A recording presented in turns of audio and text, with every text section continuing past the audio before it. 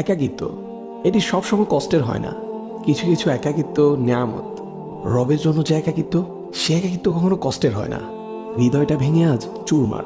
কোথাও কোনো আশার আলো নেই, চারদিকে ঘুটঘুটে অন্ধকার। কোথাও কেউ নেই।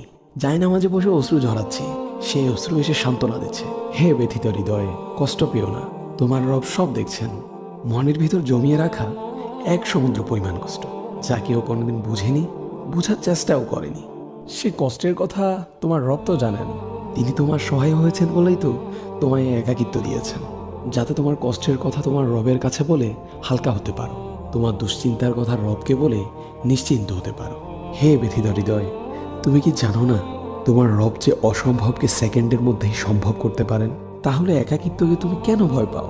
যে একাকিত্ব তোমায় বারবার রবের দিকে নিয়ে যায়, রবকে স্মরণ করিয়ে দেয়। হে ব্যথিত হৃদয়, কষ্ট পেও না। শীঘ্রই তোমার রব তোমাকে এত দিবেন যে তুমি সন্তুষ্ট হয়ে যাবে।